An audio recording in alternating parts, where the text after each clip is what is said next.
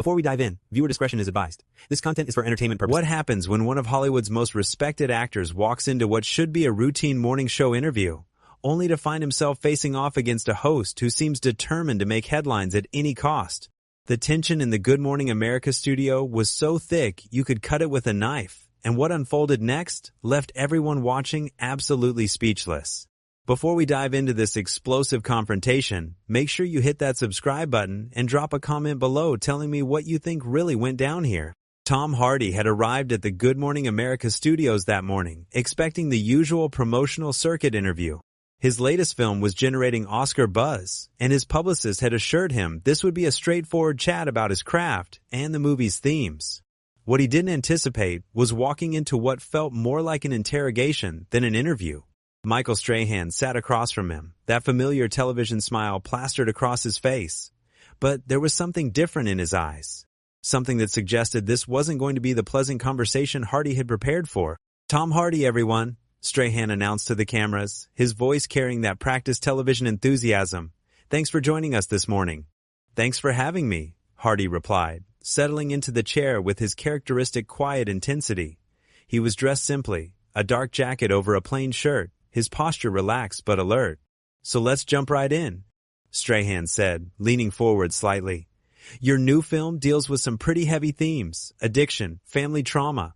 I have to ask, how much of this comes from personal experience?" Hardy's eyebrows raised slightly. It wasn't an unusual question for an actor, but something in Strahan's tone felt invasive, probing in a way that went beyond professional curiosity. "Well, as an actor, you draw from various sources?" Hardy began carefully. "Life experiences, observations, research. It's about creating something authentic for the character." "But come on, Tom," Strahan pressed, that smile never wavering. "We've all heard the stories about your past, the struggles with substances. Surely this role hit close to home." The shift in the room was immediate. Hardy's jaw tightened almost imperceptibly, and his eyes sharpened. "I think you're confusing personal growth with exploitation, Michael. My past is something I've been open about when it serves a purpose, not when it serves ratings." Strahan chuckled, but it sounded forced. "Hey, I'm just asking the questions our viewers want to know. You're a public figure. People are curious about what makes Tom Hardy tick." "Are they?" Hardy's voice remained level, but there was steel underneath. "Or is this more about what makes Michael Strahan's interview memorable?" The tension was building, and you could see it in every line of Hardy's body language. His hands, which had been casually resting on the chair arms, were now still and purposeful. This wasn't the relaxed promotional interview either man had expected. "Look," Strahan continued, seemingly oblivious to or ignoring the warning signs. "You've made a career playing tough guys, anti-heroes, characters on the edge. I'm just wondering how much of that is acting and how much is the real Tom Hardy coming through." Hardy was quiet for a moment, and in that silence, you could feel the entire studio holding its breath. When he finally spoke, his voice was calm but carried an unmistakable edge. "The real Tom Hardy is someone who respects the craft enough to prepare thoroughly, someone who takes his work seriously, and someone who expects the same level of professionalism from the people he works with, including interviewers." Strahan's smile flickered for just a moment. "I think we're getting that professionalism right now, aren't we? This is what good television looks like, real conversation between real people." "Real conversation," Hardy repeated slowly, as if tasting the words. "Is that what you call this? Because from where I'm sitting, it feels more like you're trying to create a moment that doesn't exist." The cameras were still rolling, capturing every micro-expression, every shift in body language. The producers behind the cameras were probably thrilled. This was the kind of unscripted television that generates clips and headlines. But Hardy wasn't playing along with the game. "I think our viewers appreciate honesty," Strahan said, his tone becoming slightly more defensive. "They want to see the person behind the performances." "Then maybe you should try asking about the performances," Hardy shot back, his voice still controlled, but with an undertone that suggested he was rapidly losing patience. "About the months of preparation, the research, the collaboration with directors and fellow actors, instead of fishing for personal drama that has nothing to do with the work." Strahan leaned back slightly, perhaps finally recognizing that he had pushed too far. But instead of backing down, he doubled down.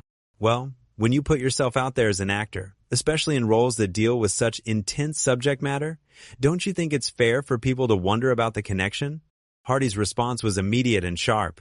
What I think is fair is for journalists to do their homework, to ask questions that serve the audience's understanding of the craft, not their appetite for gossip. What I think is fair is for morning television to elevate the conversation instead of dragging it down into the gutter. The words hung in the air like a challenge, and suddenly Strahan's practiced television demeanor began to crack. For just a moment, Strahan's mask slipped, and what emerged wasn't the polished television personality millions of viewers knew, but something rawer, more defensive. His jaw tightened, and his eyes flashed with something that looked remarkably like wounded pride. "Look, Tom," Strahan said, his voice losing some of its manufactured warmth. "I've been doing this for years. I know how to conduct an interview. Maybe the problem isn't with my questions. Maybe it's with someone who can't handle a little scrutiny." Hardy's expression didn't change, but something shifted in his posture. He sat back slightly, his hands folding together with deliberate calm. "Scrutiny," he repeated, the word dripping with quiet disdain. "Is that what you call this fishing expedition?" "I call it journalism," Strahan fired back, his voice rising just enough to indicate he was losing his composure. "Real questions for real people. Not some sanitized publicity nonsense where we pretend celebrities are above normal human curiosity." "Normal human curiosity," Hardy said, nodding slowly as if considering the phrase. "Tell me, Michael, when you were playing football, did interviewers spend their time asking about your personal demons? Or did they focus on your performance, your preparation, your contribution to the team?" The comparison clearly stung. Strahan's face darkened, and his carefully maintained posture became more rigid. "That's completely different. Football is about statistics, about measurable performance. And acting isn't?" Hardy's voice remained infuriatingly calm, which only seemed to agitate Strahan more.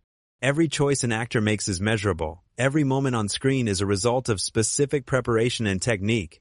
But you're not interested in any of that, are you?" Strahan leaned forward aggressively, his television smile now completely abandoned. "What I'm interested in is giving our audience something real, something honest. Not some actor hiding behind intellectual superiority and fancy words." "Intellectual superiority?" Hardy repeated, and for the first time there was the hint of a smile at the corner of his mouth, but it wasn't a pleasant one. "That's an interesting way to describe basic professionalism and respect for one's craft." "Don't patronize me," Strahan snapped, his voice sharp enough that several crew members visibly flinched. "I've earned my place at this desk. I've worked for everything I have." "Have you?" Hardy asked quietly, and the two words carried more weight than a shouted accusation. "Because from where I'm sitting, it looks like you're trying to build your reputation by tearing down someone else's." The accusation hit its mark. Strahan's face flushed, and his hands gripped the edge of his desk. "You think you can come in here and lecture me about my job? You think because you've done a few movies, you understand television?" "I understand respect," Hardy replied, his voice never rising above conversational level, which made his words all the more cutting. "I understand preparation. I understand the difference between asking questions that serve a purpose and asking questions that serve your ego." "My ego?" Strahan's voice cracked slightly, revealing just how deeply the comments were affecting him. "You're the one who can't handle a simple interview without turning it into some kind of intellectual debate." Hardy tilted his head slightly, studying Strahan with the kind of intensity he brought to his most complex characters. "Simple interview. Is that what you call this ambush? Because I came here to discuss a film, my craft, the work that dozens of people poured their hearts into. Instead, I find myself dealing with someone who seems more interested in creating controversy than creating understanding." "Controversy sells," Strahan said, and immediately looked like he regretted the admission. "I mean, engaging television requires real emotion, real conflict." "There it is," Hardy said softly, and his voice carried a note of something that might have been disappointment. "Controversy sells. That's what this is really about, isn't it? Not journalism, not serving your audience, but manufacturing drama for ratings." Strahan tried to recover, his media training kicking in automatically. "That's not what I meant. What I meant was that our viewers connect with authentic moments, with real human interaction." "Real human interaction?" Hardy mused. "Like attacking someone's personal history to generate a reaction? Like trying to provoke an argument where none existed? That's your definition of authentic?" The questions were delivered with surgical precision, each one designed to expose the hollowness of Strahan's justifications. And it was working. Strahan was visibly struggling to maintain his composure, his carefully constructed television persona crumbling under Hardy's relentless, quiet assault. "I don't have to justify my methods to you," Strahan said, his voice tight with barely controlled anger.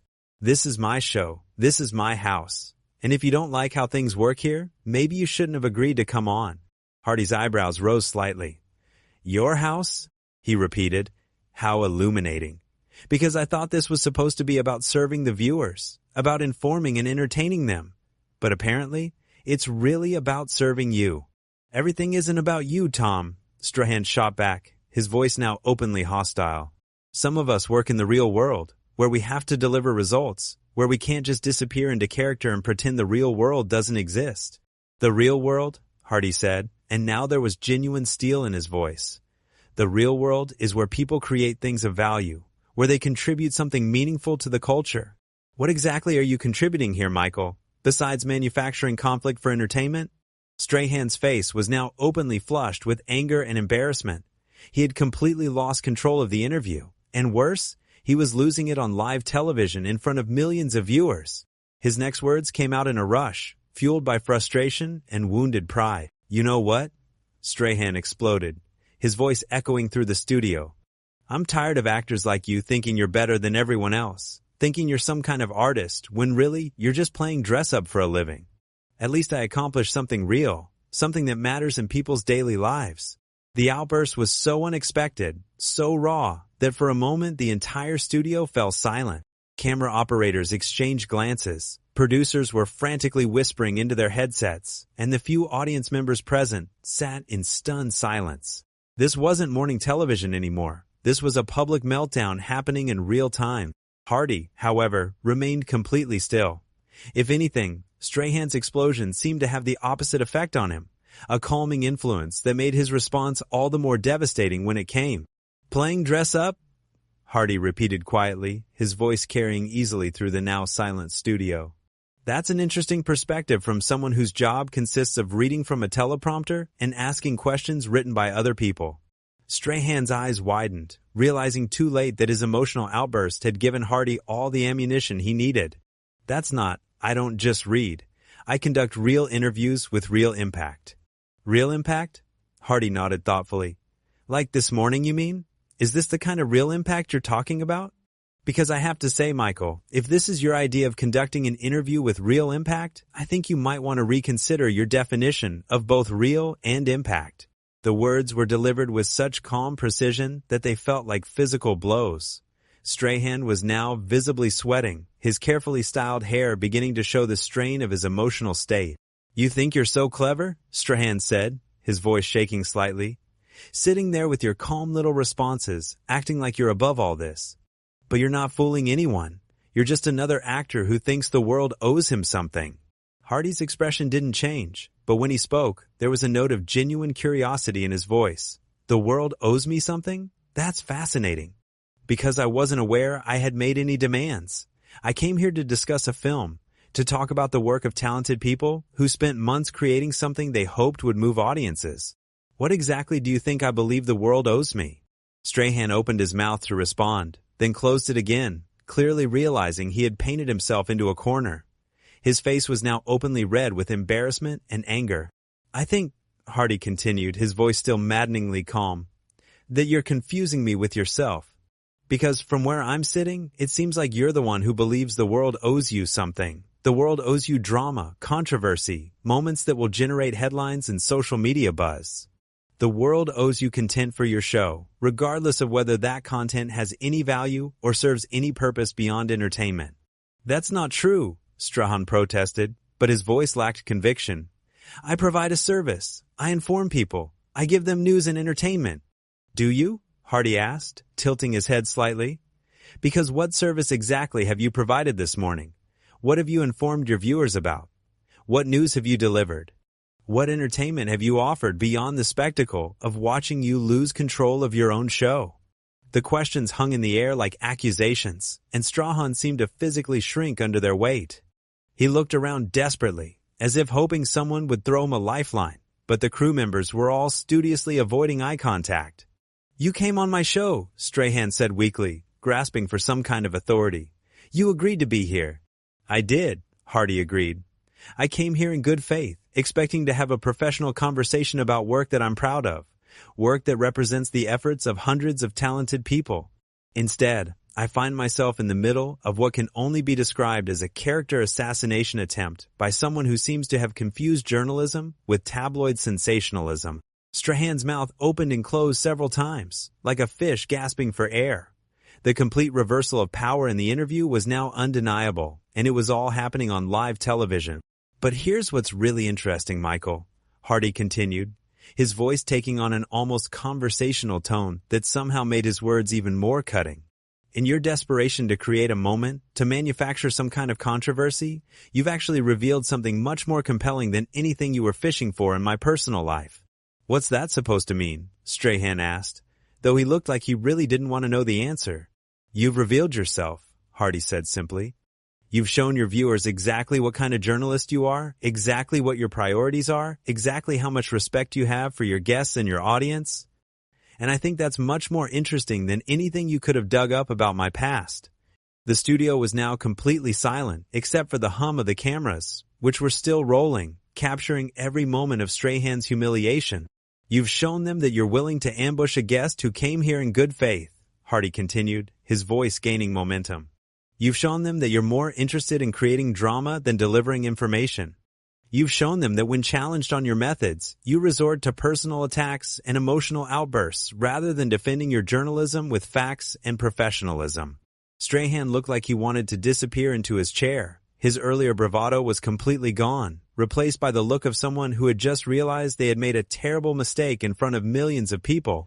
Most importantly, Hardy said, leaning forward slightly, you've shown them that when someone refuses to play your game, when someone won't be bullied into providing the drama you're looking for, you don't have a backup plan. You don't actually know how to conduct a real interview. The words were delivered with such devastating precision that you could almost see them landing like physical blows. Strahan was now completely deflated. His entire persona collapsed. I think, Hardy said, sitting back and checking his watch with deliberate casualness, that our time here is probably better served if I leave now. Unless, of course, you'd like to try asking me about the film I came here to discuss, though I suspect that ship may have sailed. He stood up slowly, his movements deliberate and controlled, and began to remove his microphone. The action was so final, so definitive, that it seemed to break the spell that had fallen over the studio. Tom, wait, Strahan said desperately, his voice cracking slightly. We can start over. We can talk about the film. Hardy paused in removing his microphone and looked directly at Strahan for a long moment. When he spoke, his voice was quiet but carried clearly through the studio. Michael, I think you've already told your audience everything they need to know about both of us, and I don't think there's anything left to say. With that, he finished removing his microphone, placed it carefully on the chair, and walked off the set with the same quiet dignity he had maintained throughout the entire confrontation. Behind him, Strahan sat in stunned silence, the cameras still rolling, capturing every moment of his complete and utter defeat. The interview that was supposed to be a routine promotional appearance had become something entirely different, a masterclass in how true professionalism responds to manufactured drama, and how integrity can triumph over sensationalism even in the most hostile environment.